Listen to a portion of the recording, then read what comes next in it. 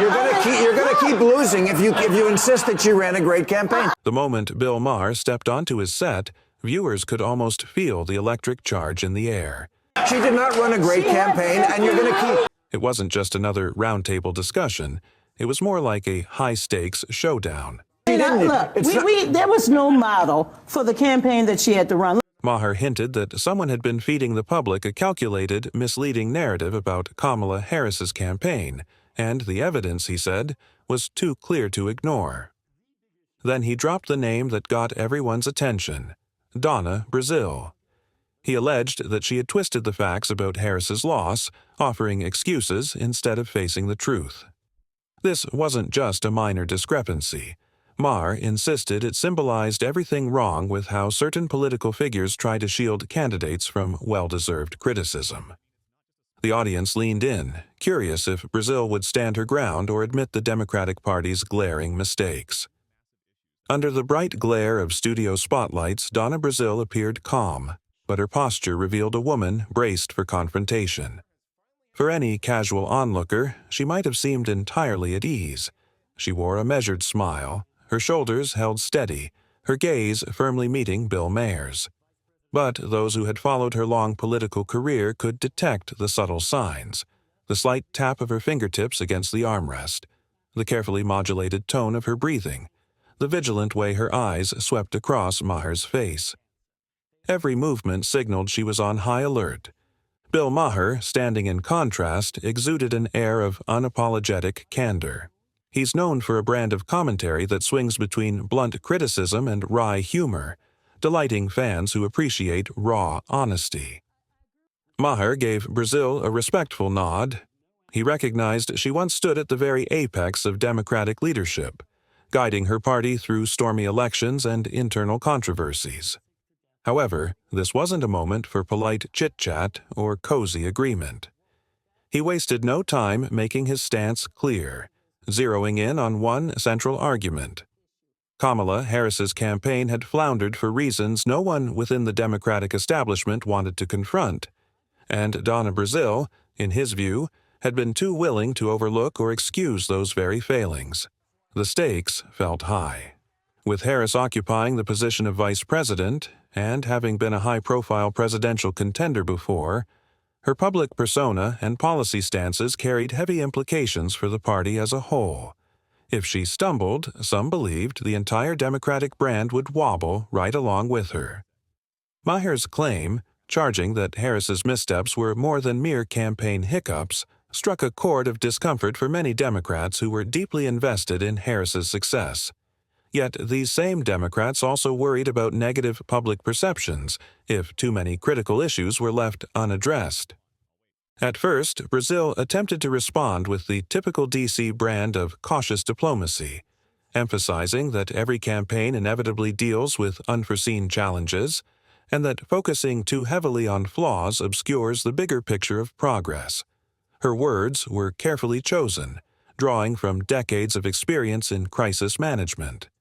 She highlighted Harris's strides in representation, the momentum behind her early campaign, and the relentless unpredictability of the modern political news cycle. It was the kind of measured explanation that often works in TV appearances, reassuring yet vague enough to avoid giving critics new ammunition. Yet Maher was having none of it. He refused to accept another round of talking points, interrupting to question whether these so-called unforeseen challenges weren't in fact glaring red flags that many party insiders had chosen to ignore. To him, Harris's missteps were symptomatic of deeper fissures within the Democratic establishment, fissures that could widen if not addressed. He pressed on, step by step, determined to show that these were not typical political blunders. Instead, in his eyes, they were urgent alarms warning the entire party that its messaging and priorities were out of sync with everyday Americans. Each time Brazile countered, Maher countered again, refusing to let the conversation meander into safer waters.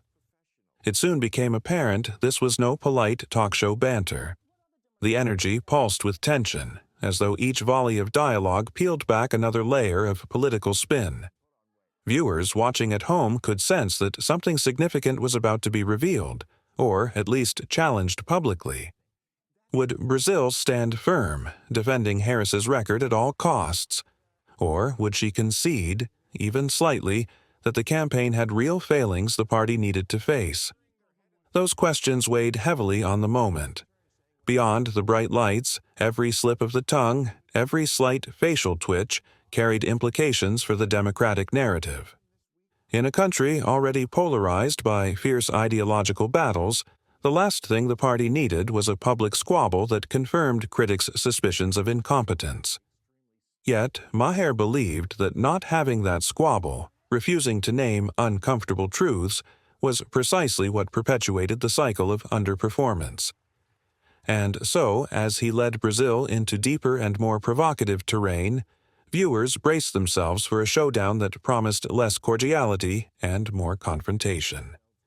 Before long, Maher homed in on the heart of the matter: immigration and inflation.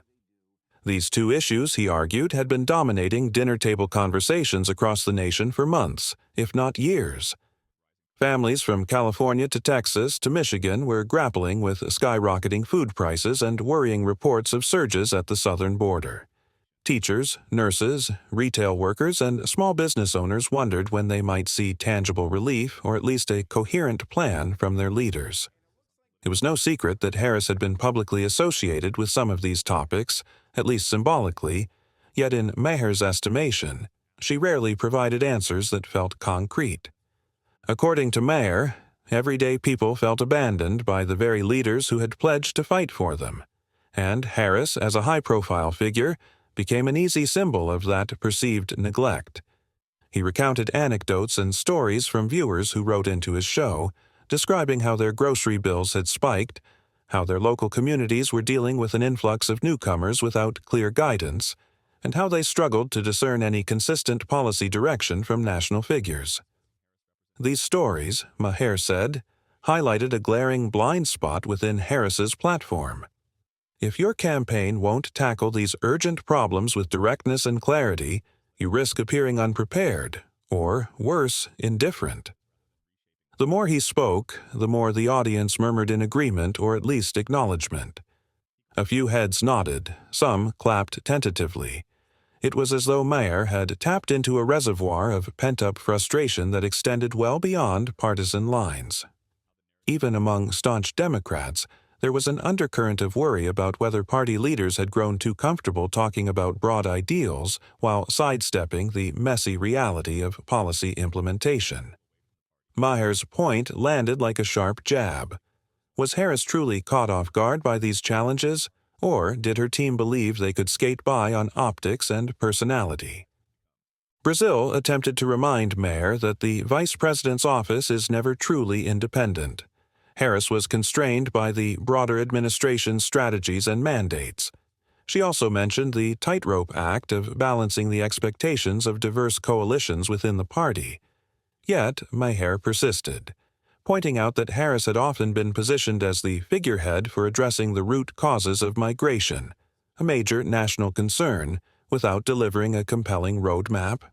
Voters, he said, yearned for a bold voice to guide them through complex terrain, but what they perceived was a series of half-measures and vague promises. Behind the scenes, political insiders debated whether Harris was simply a convenient scapegoat for broader problems. But for Maher, that was part of the issue. If the administration and the party machinery set her up as the face of certain policies, they also bore responsibility for giving her the resources and freedom to succeed. The bottom line, he insisted, was that the buck stops with leadership. If Harris wasn't truly empowered to propose and push effective measures on immigration and inflation, someone at the top needed to come clean about why. In this way, the segment underscored a deeper tension within the modern Democratic Party, the push and pull between wanting fresh voices in leadership and the entrenched hierarchies that limit real policy innovation. Maher's frustration reflected that of many who see politics as increasingly fueled by sound bites rather than solutions. In thrusting Harris's campaign stumbles into the limelight, Maher was effectively challenging the party to confront a painful question. Can Democrats course-correct their messaging and policy priorities before voters lose faith altogether? In a smooth, measured tone that revealed years of experience navigating political minefields, Donna Brazile offered a different perspective. She insisted that Harris had been handed a political landscape unlike any other in living memory. The entire country was grappling with a pandemic hangover, ranging from public health uncertainties and economic fallout to shifts in how people worked and lived. Meanwhile, leadership transitions in Washington added layers of complexity, with new officials trying to disentangle or redirect policies left behind by the previous administration. On top of all that, social unrest, fueled by high-profile incidents of racial injustice and a polarized media environment, continued to churn across the country. Brazile argued that in such a volatile mix, no true precedent existed for a campaign like Harris's. Whether it was fair or not, Harris was held up as a beacon for multiple communities: women, people of color, progressives eager for bold changes, and even traditional Democrats hoping for a stable continuation of Obama-era politics. To Brazile, this convergence of hopes and demands was inherently problematic. No single candidate, however talented, could possibly meet everyone's skyrocketing expectations without stumbling somewhere. Yet Maher remained unconvinced that this justified what he labeled as brushing off the public's most urgent needs.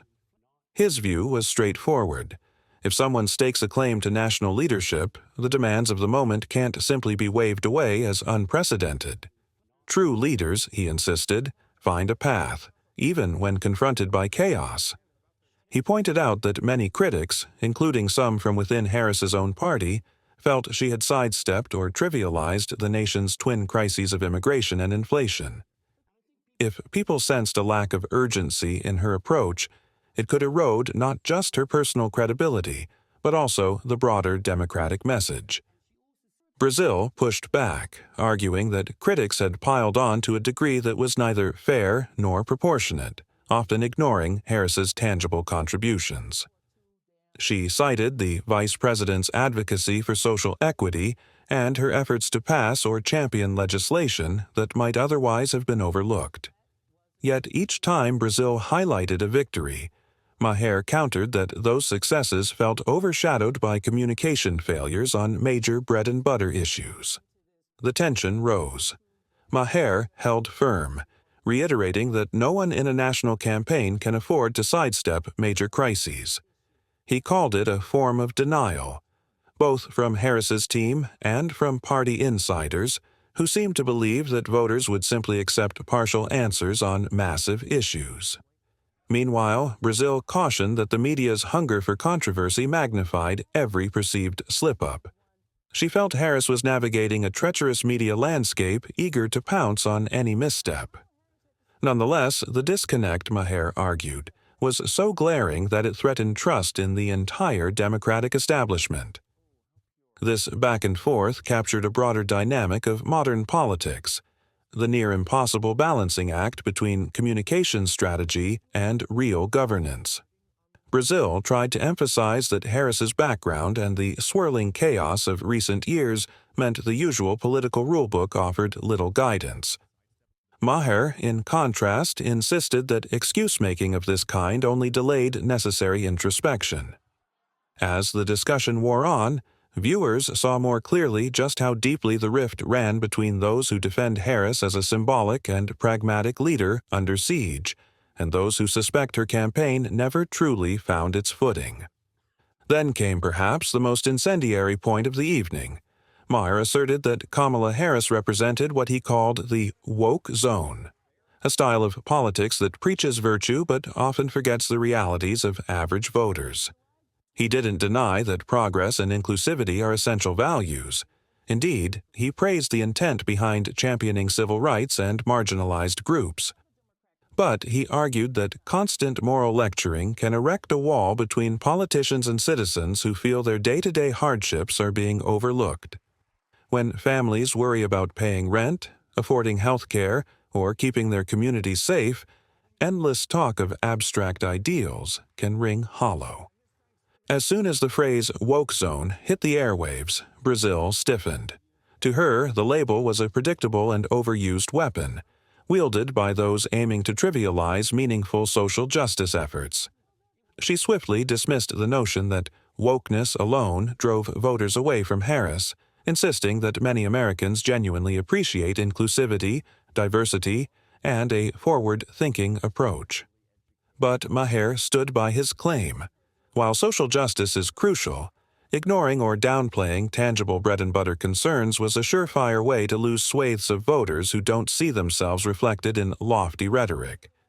He went on to argue that the campaign's focus on symbolic gestures, a viral soundbite here, a moral stand there, meant less attention was paid to inflation relief or a concrete immigration framework. Swing voters, he said, often tune out when they see politicians seemingly more devoted to ideology than practical solutions.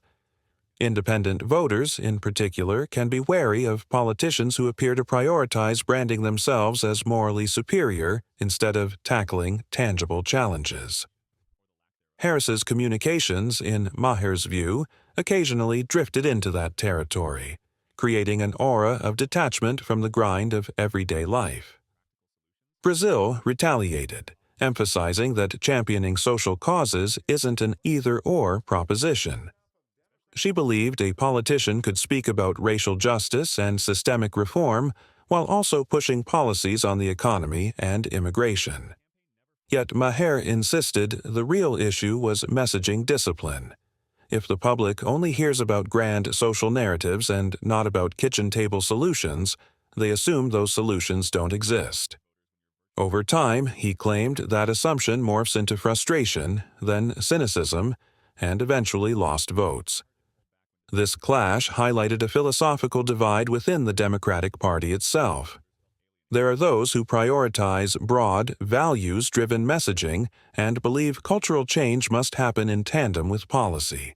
Then there are those who prioritize immediate economic and security concerns, fearing that a woke reputation alienates moderate or conservative-leaning Democrats, as well as independents who hold the balance in tight elections.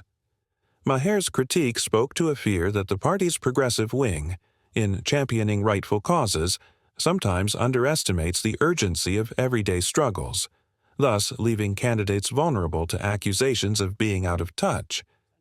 The conversation then took a personal, even emotional turn as Maher focused on the real-world fallout of hyper-partisan politics. He pointed to a particularly striking example: a Yale psychiatrist who advised people to cut ties with family members who voted differently. Maher saw this recommendation as emblematic of a broader cultural rift, one that has made political differences toxic enough to sever personal relationships. The studio hushed momentarily, as though everyone was trying to grapple with the enormity of a societal norm where love and kinship might be tossed aside due to voting patterns. Brazile nodded, acknowledging that such advice seemed extreme. She explained that for many marginalized communities, politics does not remain an abstract debate about policy, but rather strikes at the core of their existence. If a relative supports a candidate or policy perceived as directly harmful, it can feel like betrayal or hostility. In those circumstances, self-preservation might lead someone to cut off contact for their mental and emotional well-being. Maher, however, warned of the slippery slope in normalizing such decisions. If the Democratic Party were to embrace or even subtly condone this mindset, it risked deepening the country's social divides. He argued that while legitimate grievances should never be minimized, turning to complete ostracism of opposing viewpoints fosters tribalism that's nearly impossible to reverse. It's a grim scenario. Large segments of the population refusing to speak to each other, retreating into echo chambers, and fueling a cycle of resentment that ultimately undermines the nation's collective fabric. The tension between Brazile's empathy for vulnerable populations and Maher's fear of radical fragmentation underscored a larger question.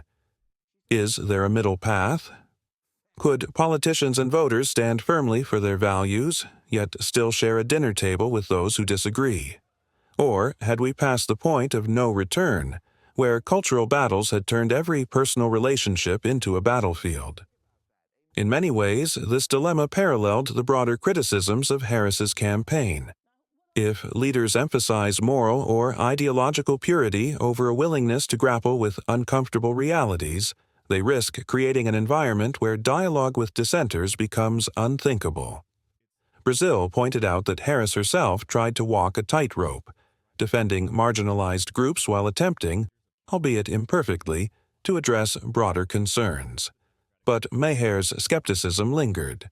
How well can that tightrope be walked if politicians hesitate to speak frankly about the core fears of everyday Americans? Zooming out, Maher drew parallels between Harris's missteps and the Democratic Party's track record in recent election cycles, most notably 2016, when many high-profile Democrats dismissed Donald Trump's growing momentum as a laughable sideshow, only to be blindsided by his decisive Electoral College victory. In Maher's eyes, Harris's struggles signaled another example of the party failing to hear alarm bells. Rather than confronting uncomfortable truths, party leaders often lean on hopeful rhetoric and brand loyalty, hoping that negative developments will blow over. Brazile conceded that the Democrats had been blindsided before, recalling her own experiences of disarray, internal power struggles, and missed warnings. She had seen firsthand how overconfidence and insularity could breed complacency. Yet she also pushed back on Maher's implication that nothing had changed since 2016. The party, she contended, was more unified now than before, and had taken steps to broaden its coalition. The relentless pace of the news cycle, she suggested, sometimes left the party playing defense, juggling crises rather than proactively shaping the narrative. Still, Maher persisted. He argued that refusing to plainly address voter anxieties, whether about the economy, border issues, or the perceived wokeness factor, was a self-inflicted wound. Ignoring moderate voices or dismissing them as out of sync with progressive ideals could prove politically fatal. Maher acknowledged that Trump's brand of politics was divisive and alarming to many, but he also pointed out that Trump's messaging had resonated with swaths of the population who felt overlooked by mainstream politicians. If the Democrats duplicated that oversight by failing to connect with the day-to-day struggles of average Americans, they risked handing the opposition an easy win. Throughout this exchange, a silent question hovered. Would real change happen now, or would the party repeat its own history? Brazile insisted that the Democrats weren't blind, but Maher shot back that blindness wasn't the problem. Willful ignorance was. If the public continued to see no strong, direct leadership on pressing issues, cynicism would spread further. And cynicism, in Maher's estimation, was the greatest threat to any political system seeking legitimacy. On a more personal level, the interplay between Brazile and Maher revealed a mix of mutual respect and exasperation. Brazile respected Maher's willingness to tackle tough questions. Maher respected Brazile's long record of public service and, presumably, her behind-the-scenes knowledge of the DNC. Yet neither seemed entirely satisfied with the other's perspective. The friction illuminated the gulf between those in the trenches of party strategy and those in the commentariat pushing for an unfiltered critique. Were they talking past each other, or was this the kind of necessary confrontation that might actually spur meaningful reforms? Only time will reveal whether Harris, Brazile, and the broader Democratic apparatus will heed the voices, both internal and external, insisting that a new era of forthrightness and tangible policy solutions must replace shallow assurances. And while Bill Maher might be only one voice in a crowded media landscape, his relentless prodding epitomizes the scrutiny public figures now face from all corners. Denial, if not promptly addressed, could indeed pave the way for political upheavals as dramatic as those in 2016. In that sense, this television showdown wasn't just about one campaign's failings. It was about the collective will of a party, and perhaps a nation, to confront difficult truths before they spiral into full-blown crises. For viewers who watched until the final curtain, the message was clear. Whether you side with Brazile's defense or with Maher's condemnation, the real lesson lies in the necessity of engagement and accountability. Because if leaders keep underestimating public discontent or failing to provide convincing answers to legitimate fears, no amount of spin can shield them from the repercussions at the ballot box. And in the harsh reality of politics, repeated losses can be far more unforgiving than a single televised grilling ever could be.